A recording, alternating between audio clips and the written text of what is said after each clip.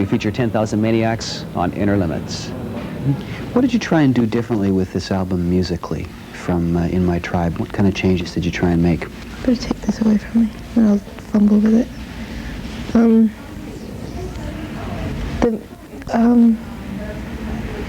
It seems like this album has a thematic consistency to it that In My Tribe didn't have, and certainly Wishing Chair didn't have. Wishing Chair was just a collection of songs that we'd written since we became a band 4 years before that. And In My Tribe seemed like John Lombardo quit, and it forced us all to write songs. And the songs that we were writing were just anything that we could come up with, just as we were learning to write songs. And it seemed like in many cases the music and the lyrics sort of went against each other. The music could be very uplifting pop music, but then the content of my lyrics wouldn't be. And it seems on this album, I'll summarize, that the songwriting is developed to the point where the music that we're writing and the lyrics that I'm writing live together, and they more successfully. And song to song, there's more of a consistency in the tone. Even though Jubilee, Hateful Hate, and a song like Dust Bowl are completely different in arrangement and the actual instruments that are used, the volume that I'm singing at. Considering Hateful Hate, I'm practically screaming. In a song like Dust Bowl, where it's almost a lullaby at points. There's a consistency in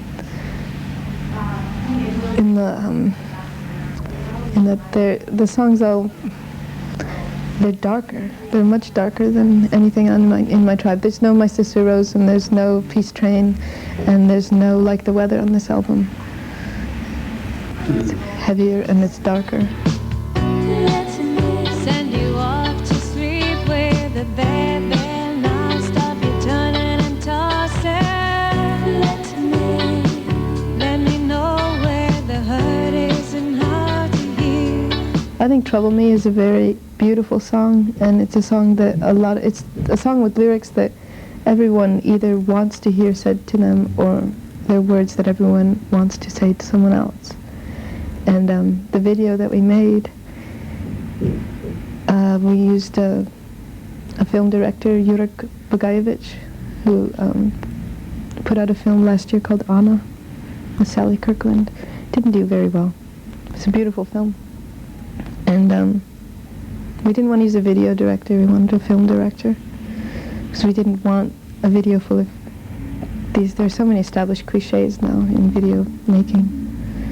So I also decided that Trouble Me was written with my father in mind. When he was in the hospital, I wrote this song to him as a daughter, trying to have a father who's usually stoic. I'm fine, worry about yourself, take care of yourself.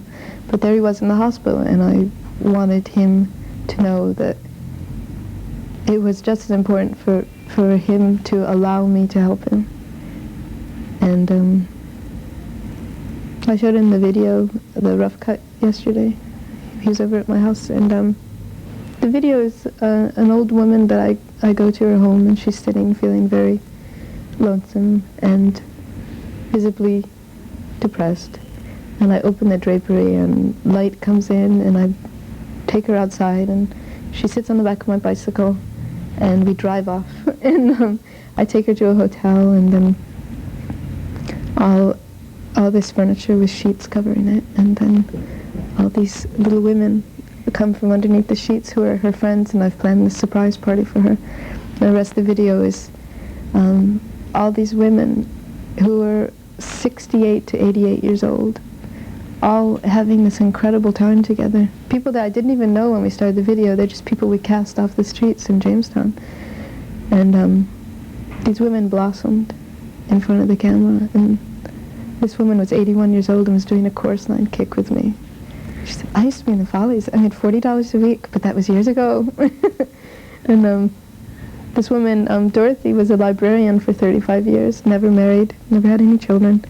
And we just saw her walking down the street. The director's wife saw her and wanted her. And she was, oh my, I couldn't. I can't do anything. In front of a camera? No. And she's the one, she's in the video, all through the video. She's dancing with me through the whole video, wearing this absurd red hat with flowers all over it. But I wanted to show that the song Trouble Me is not an exclusive song of lovers, which most people assume when love has got to be between a young man and a young woman, but that's not it.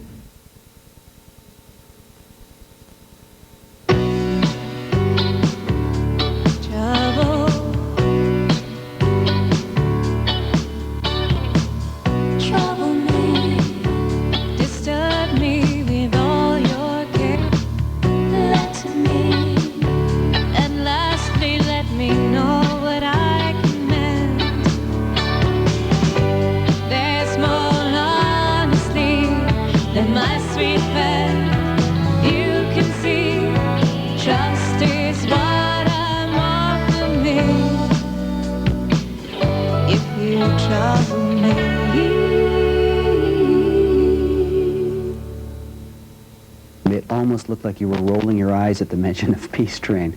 Now, Peter Asher has a reputation. I'll do it again. Peter Asher has a reputation for being a guy that picks great cover songs for his artists to do. Was he involved in the choice of that song? No, we picked that song. How do you look back on that choice? Well, we had played that song as, it was a song that we played. We did a lot of covers, and unfortunately, Peter heard us play it and became very enthusiastic about it. And told the record company, I love this group, they write incredible songs, she's an incredible lyricist, but their name is intimidating, and I don't think there's any way that we're going to get radio stations to even open this album and listen to it with a name like 10,000 Maniacs, and that's unfortunate. So maybe we should have them do a cover. I'm really good at recording covers. So we said, all right, well, we do Peace Train. Our first choice was John Prine's song, Hello in There. Do you know the song? Mm-hmm. We did a kind of Bruce Springsteen version of it, and I really liked it. And they said, well, that won't really accomplish anything because most people don't know who John Prine is and they don't know that song. And unfortunately, you have to... They told us, and us being 10,000 Maniacs, a very naive group of people from Western New York who know very little about marketing schemes, they told us that we should record Peace Train. So we did. I think we did a good version. I think the video is actually better than the song. And luckily, Cat Stevens proved to be an absolute hypocrite and will never play the song again, after what he said about Solomon Rushdie.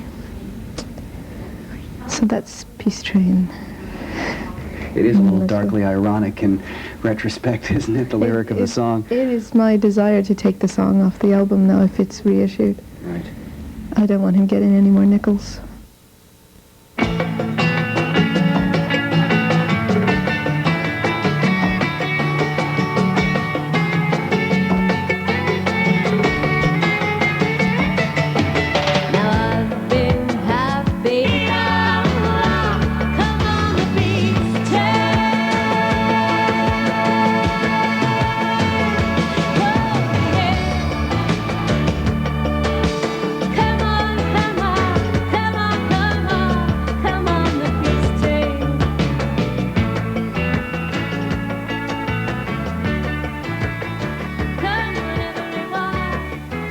I don't feel particularly innocent. Maybe there's not really much I can do about the way my voice sounds. It's the one I have. And I don't really shield myself from what's horrible. In a way, I even seek it out because I'm always astounded by how horrible people can be to each other. And so I wouldn't agree with your perception. I think that is the perception of a lot of people.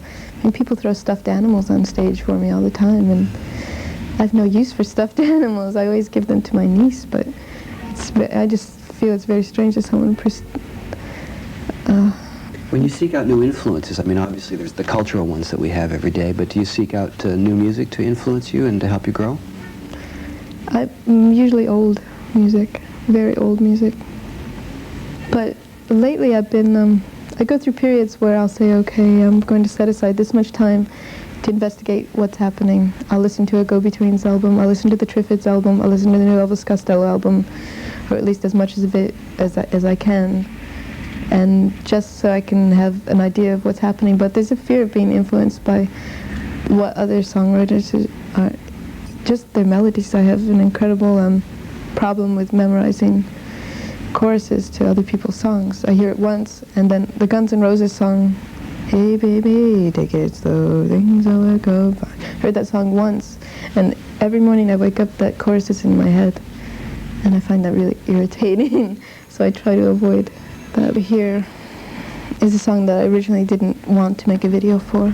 I usually don't want to make videos for any of our songs because I think the lyrics are so descriptive that I think that's tyranny enough. I think people should be able to listen to music and be left to their own thoughts. But anyway, if we always look at it as 3.5 less minutes of Motley Crue on TV, so we'll do it. Okay, so we wanted to find a director who had a sensitivity toward children, and especially children who don't live in the most pleasant circumstances. And Matt Mahern was suggested because he'd done a lot of work as a photographer in Haiti, in Northern Ireland, and also in Central America, and mostly photographing children.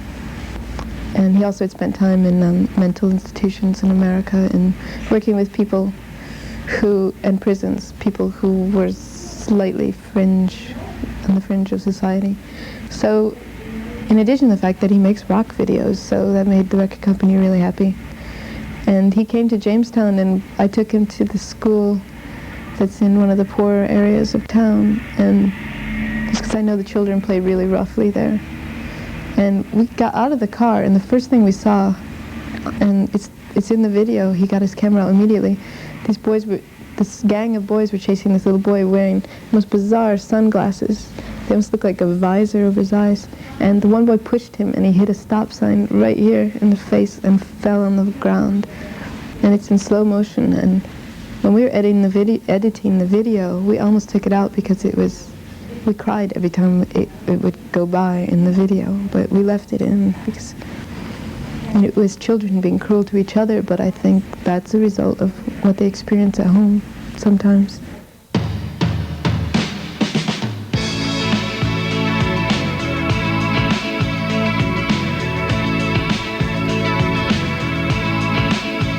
The thing that you do so successfully, you take the commonplace and lend a certain elegance to it.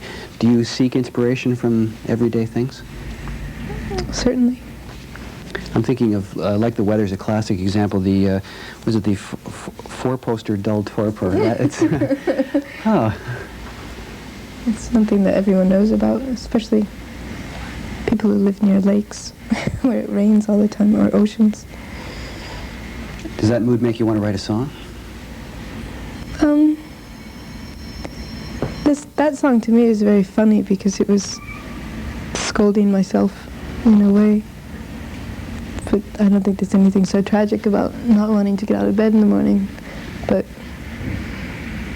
it was very fun to say things like, "Oh, by the force of will, my lungs are filled, and so I breathe." But to a pop song that just makes you want to get up and dance when you hear it. The video, I gather, won some awards? It did, yeah. Can you tell us about the video? It's pretty zany. It's very zany. The director was Adrian Edmondson. It's in a British situation comedy, The Young Ones. He's the one with the stars across his forehead. And then he had another show. I don't remember the name. Comic strip, I think. But the idea that I had originally was that I would be in this room, and the room would at one time be filled with birds, then it would be filled with mice, then it would be filled with rabbits, and then it would be filled, I don't know, with snakes or whatever, just a room full of different animals, and then next time it would be all new animals. And I didn't even know why, just because being indoors and being with animals that are traditional pets, but having such an overabundance of them that it would be absurd. And he said, "Okay, I'll give you chicken, but that's it." And then I said, all right. And then we negotiated on certain points. Can I hang you from the ceiling? I said, all right. Can you swim? And I said, yes, I can swim. So a tank of water. I'm submerged in this 40-degree tank of water. And because it was in London in February in a warehouse. It's not warm. And they dropped me from the ceiling. They sprayed water all over me. Wind machine. They went to Hyde Park and got bags of leaves with dead insects and twigs and everything, and they threw those in front of the wind machine, and I was tormented for 2 days. He said I could go home and try to describe the worst experience of the video. I actually sprained my knees doing one of the stunts. I fell off a 6-foot platform onto a mattress, and both my knees hit the wooden frame of the bed. And I had to go to the doctor. It was a really difficult, and I do my own stunts.